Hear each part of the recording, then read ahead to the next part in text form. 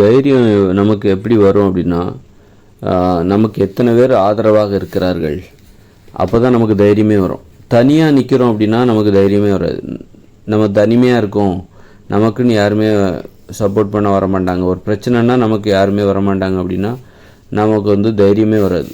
நமக்குன்னு சப்போர்ட், நமக்கு ஒரு பிரச்சனை நல்லது கெட்டதுன்னா நமக்கு ஒரு 10-15 பேர் வருவாங்க அப்படின்னா நமக்கு தைரியம் வரும். அப்போ தான் தைரியம் வரும். தனித்து நின்று நம்ம தைரியத்தை பெற முடியும். நிறைய பேர் நமக்கு சப்போர்ட்டாக வரும்போது நம்ம மனதில் ஒரு தைரியம், நம்ம நமக்கு 10 பேர் வருவாங்கன்னா 10 பேரோட வலிமை நமக்கு கிடைக்குது. 10 பேரோட சப்போர்ட்டு, 10 பேர் நமது பிரச்சனைகளை, நமக்கு ஏற்படுகிற இன்ப துன்பங்களை தாங்கி பிடிப்பார்கள், பகிர்ந்து கொள்வார்கள். நமது பிரச்சனைகளை தாங்குவதற்கு நமக்கு 10 பேர் இருப்பாங்க. அப்போ தான் அந்த தைரியம், அந்த வலிமை என்பது அப்போ தான் கிடைக்கும். ஒரு 10 பேரோட வலிமை நமக்கு தேவை அப்படின்னு. அப்போ தான் தனியாக இருந்தோம்னா அந்த வலிமை குறைஞ்சிக்கிட்டே தான் போகும், குறைவாகத்தான் இருக்கும்.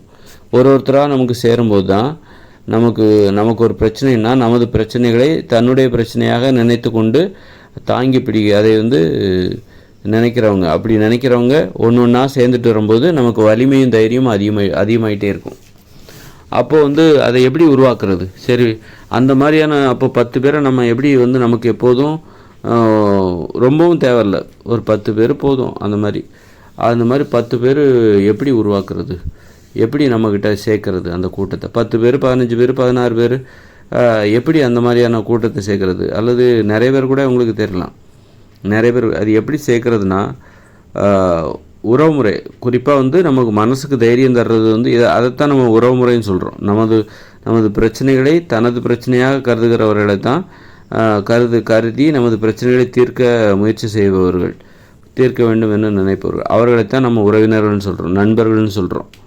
அப்போ அது எப்படி வரும் அப்படின்னா, அந்த உறவினர்களும் நண்பர்களும் நமக்கு எப்படி அமைவார்கள் அப்படின்னா, சும்மா உறவினர்களாக இருந்துட்டாலே வந்துடுவாங்களா? வரமாட்டாங்க. நண்பர்கள் எப்படியெல்லாம் உருவாகுவாங்க, உறவுமுறை எப்படியெல்லாம் உருவாகும்? பகிர்ந்து உண்பதால் தான் உருவாகும். உணவு, பொருள், இதை பகிர்ந்துக்கணும். உணவு பொருளை மட்டும் பகிர்ந்துக்கக்கூடாது, இன்ப துன்பம் எல்லாத்தையும், அறிவு, தகவல் எவற்றையெல்லாம் பகிர்ந்து கொள்ள முடியுமோ அனைத்தையுமே பகிர்ந்து கொள்ள வேண்டும். இன்ப துன்பம், மகிழ்ச்சி, சந்தோஷம், கவலை, துக்கம், அப்புறம் எல்லாவற்றையும் பகிர்ந்து கொள்ள வேண்டும். உணவு, பொருள், இந்த மாதிரி பகிர்ந்து கொள்கிறோம். குறிப்பாக உணவை பகிர்ந்து கொண்டால்தான் அதுக்கப்புறம் உணவு, பொருள், இந்த ரெண்டையும் அடிப்படையாக பகிர்ந்து கொள்ள வேண்டும். உணவு தான் முதலில் இந்த உறவுமுறை ஏற்படுவதற்கே உணவை பகிர்ந்து கொள்வது தான் காரணமாக இருக்குது. அப்போ தான் உறவுமுறை ஏற்படும்.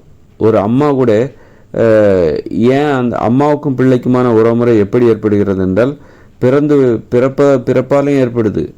ஆனால் அதன் பிறகு அம்மா அந்த குழந்தைக்கு பால் கொடுக்குறாள், அந்த உணவை கொடுக்கிறாள், தன்னிடம் இருக்கிற அந்த தாய்ப்பாலை அந்த குழந்தைக்கு கொடுக்கிறாள். அதன் மூலம்தான் அந்த உறவு. பாலை கொடுக்கலன்னா அந்த குழந்தை அந்த அம்மா மேலே பாசமாகவே இருக்குது. அப்போது பால், அப்புறம் வளர்ந்த பிறகு சாப்பாடு கொடுக்குறா அந்த குழந்தைக்கு.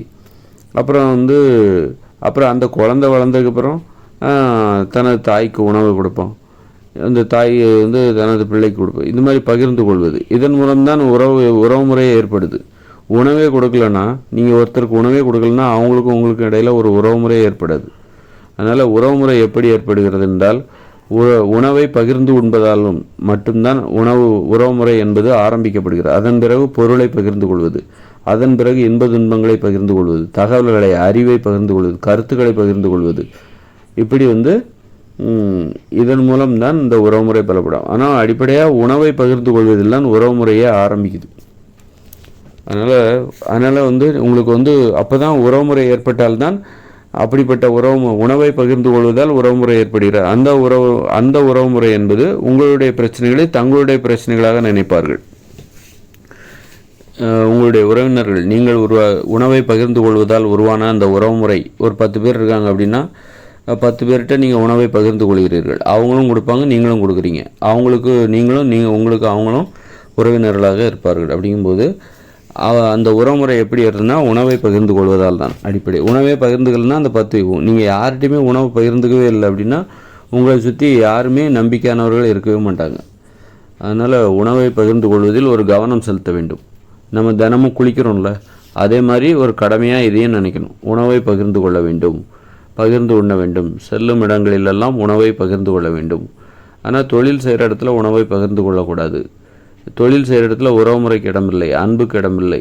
ஏன்னா நீங்கள் தொழில் செய்கிற இடத்துல நம்ம வந்து ஒரு வேலை செய்கிறோம், அலுவலகத்தில், தொழிற்சாலையில், அங்கே போய் நீங்கள் உணவை பகிர்ந்து உண்டீர்களே ஆனால் சோம்பேறி ஆகிடுவீங்க. ஏன்னா எல்லாருமே உங்களுடைய உறவினர்கள் ஆகிடுவாங்க. உங்களுடைய சக பணியாளர்கள் எல்லாமே நீ உணவை பகிர்ந்து உண்ணும் பொழுது எல்லாருமே உங்களுக்கு வந்து நம்பிக்கைக்குரியவர்களாக, விசுவாசத்திற்குரியவர்களாக மாறிவிடுவார்கள், உறவினர்களாக மாறிவிடுவார்கள். அப்போ உங்களுக்கு விழிப்புணர்வு இல்லாமல் போயிடும். மற்றவங்க அப்போ நீங்கள் பேசாமல் சோம்பேறியாக இருக்கும். நீங்கள் உட்கார்ந்தா கூட அவங்க உங்களை பற்றி யார்கிட்டையும் போட்டு கொடுக்க மாட்டாங்க. அவங்க எல்லாம் உங்களுடைய போட்டியாளர்களாக இருக்க மாட்டாங்க. அதனால் நீங்கள் ஒரு தப்பு ஈஸியாக பண்ணலாம். பேசாமல் வேலை செய்யாமல் சும்மா உட்காந்துருந்தாலும் உங்களை பற்றி யாரும் சொல்லிக் கொடுக்க மாட்டாங்க.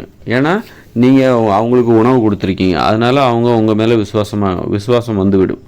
அது வந்து ஒரு நாளைக்கு தான். இன்றைக்கி கொடுத்தீங்கன்னா இன்றைக்கி தான் விசுவாசம் இருக்கும். நாளைக்கு அதே விசுவாசம் தொடராது. நாளைக்கு விசுவாசம் வரணும்னா நாளைக்கு உணவு கொடுக்கணும். அது மாதிரி வாங்கணும்.